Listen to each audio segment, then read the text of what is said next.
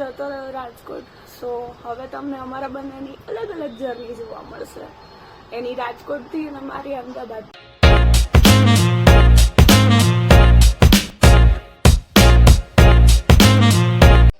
બસ જો વ્લોગની શરૂઆત કરી હતી છે અમદાવાદના એસટીના બસ સ્ટોપથી.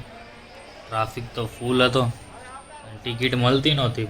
માંડ આપણને આ બસની ટિકિટ એ પણ છેલ્લી સીટ, એટલે તમે રોલર કોસ્ટર રાઈડમાં બેઠા ને એવો એક્સપિરિયન્સ કરતાં આપણે માંડ પહોંચી ગયા. ક્યાં ખબર હોટલે ઊભી રાખી દીધી, Kathiyawadi dhaba the taste of Bharuch.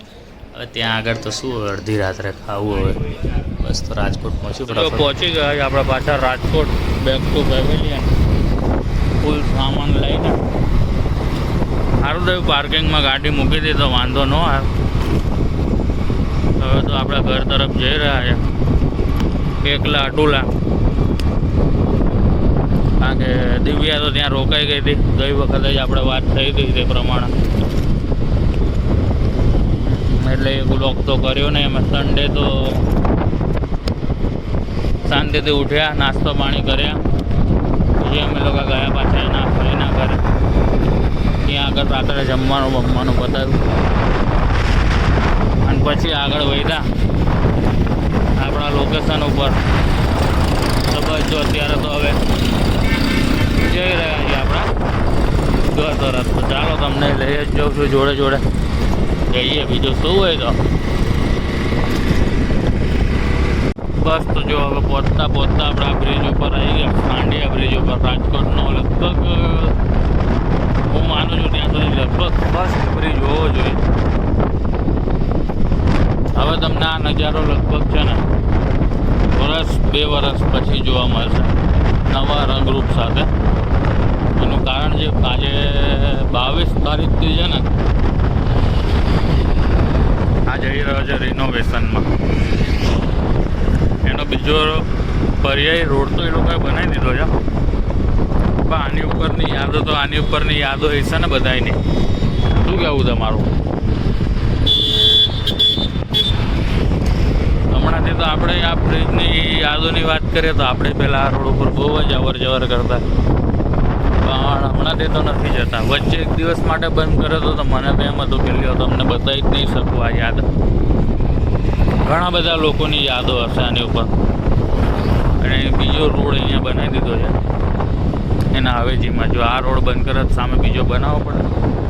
હવે આ મસ્ત રોડ બનાવી દીધો છે, આમ ચમકે રોડ, લાઇટ નાખ્યા પછી મસ્ત નવો રોડ છે. અંધારામાં તો કાંઈ નહીં દેખાય.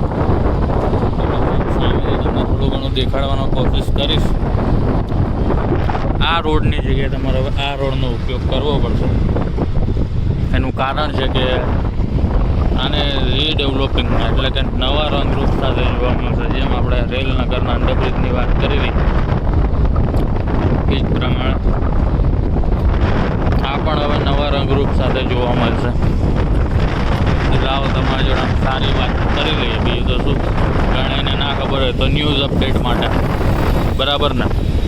જો તમને એમ ના થાય કે આપણે એકલા વાત કરીએ છીએ તો મારું મોઢું બતાવી દો ને, થોડી બ્લોગ ચાલુ થાય રાતથી કે મોઢું ના બતાવતા જોઈ લે.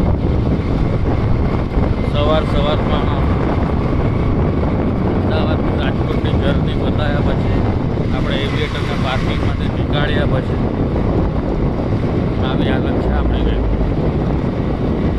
બસ લઈને તો હું 2 બેગ ગયો તો આવ્યો હું 3 બેગ, 1 બેગ એ બતાવી ભાઈ. આવું બધું છે તમારી જોડે આવું થાય છે.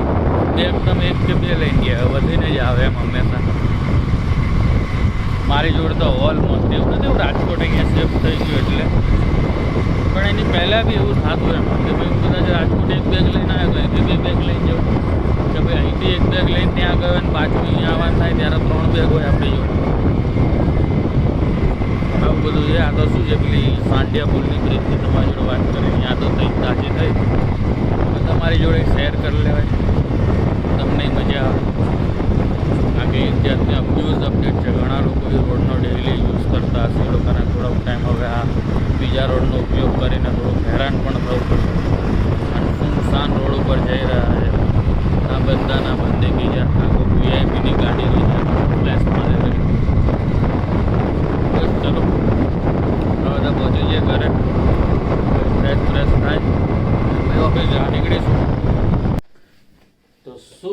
ગુડ મોર્નિંગ અને જય શ્રી કૃષ્ણ. તો આપણે તમે જોયું તે પ્રમાણે લગર વગર હતા એમાંથી રેડી થઈ ગયા છે.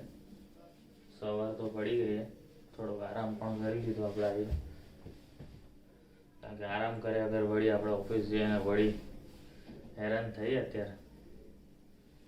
થોડોક આરામ કરીને પછી જ મેં કીધું ઓફિસ જાય. બોલો મોજું ને અત્યારે અરે રે શું થાય. તો બસ ઓલમોસ્ટ આઈ એમ રેડી.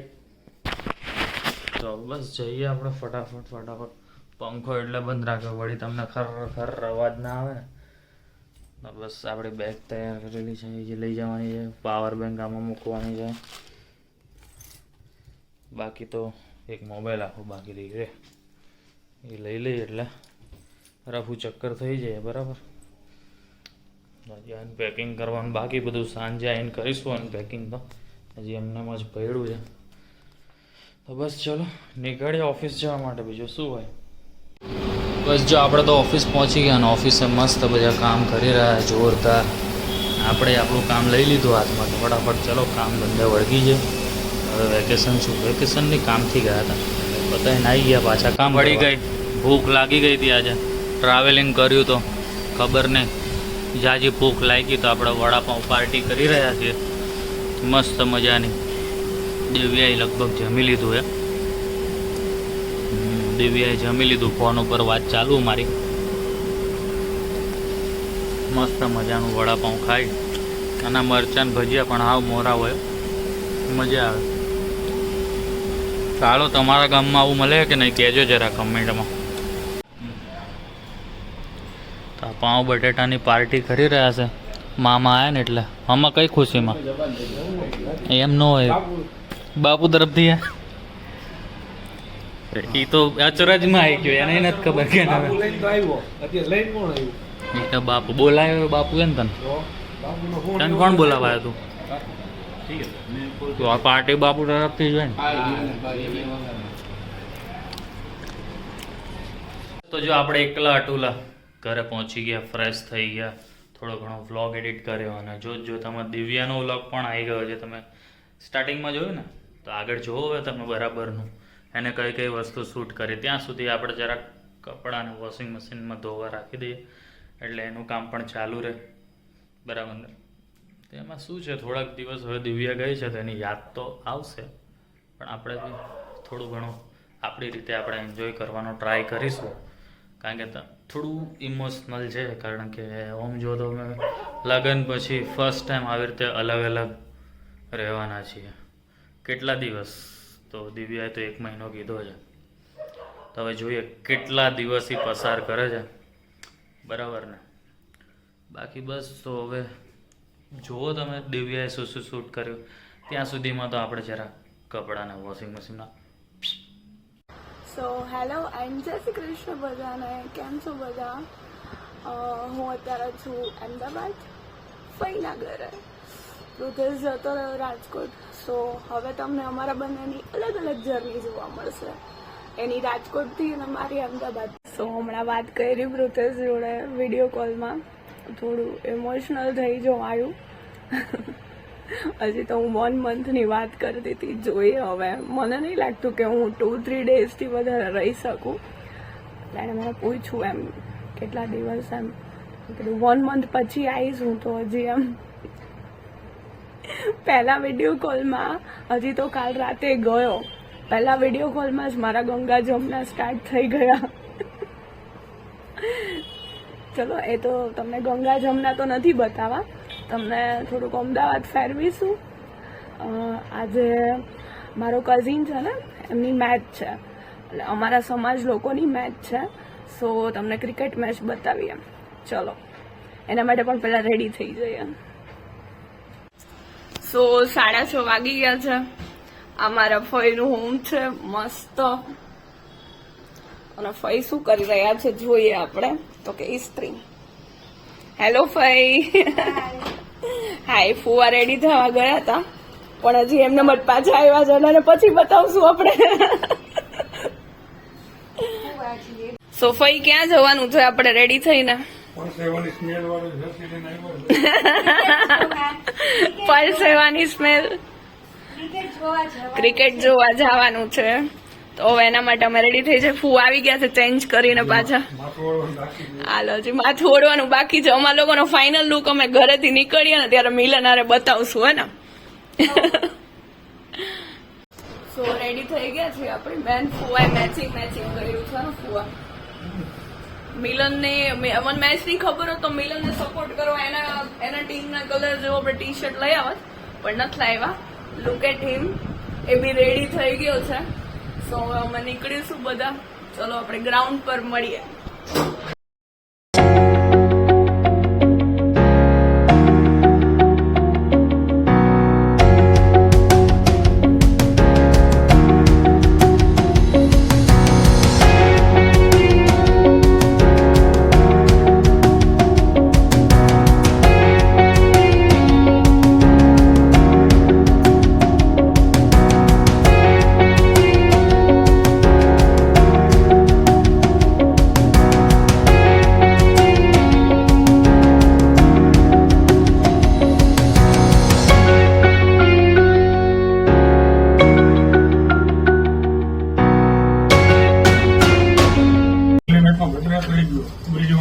મજા આવી નહીં ફઈ?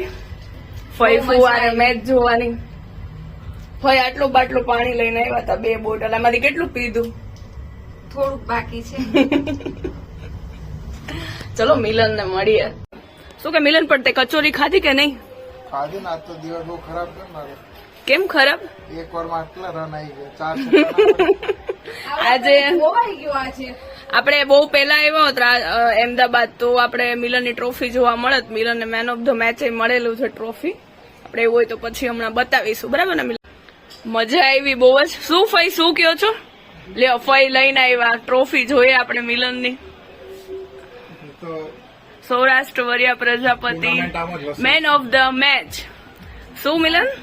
એક ટ્રોફી આવે કે ટુર્નામેન્ટ વસૂલ. જોતામાં છે ને આપણું કામે થઈ ગયું અને ટ્રોફી તમે જોઈ પણ લીધી.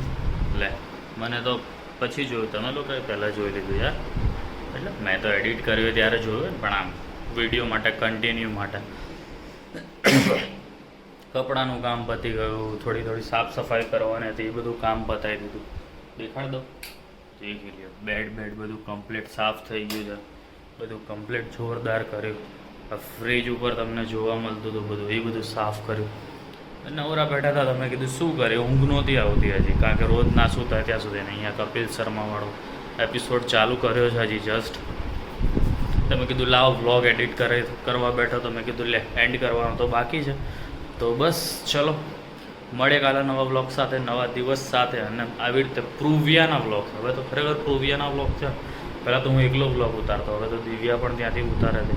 દિવ્યા અને પૃથેશ બે પ્રુવિયાસ વ્લોગ ચેનલ જે બનાવી હતી એ ખરેખર આમ મસ્ત થઈ જાય છે.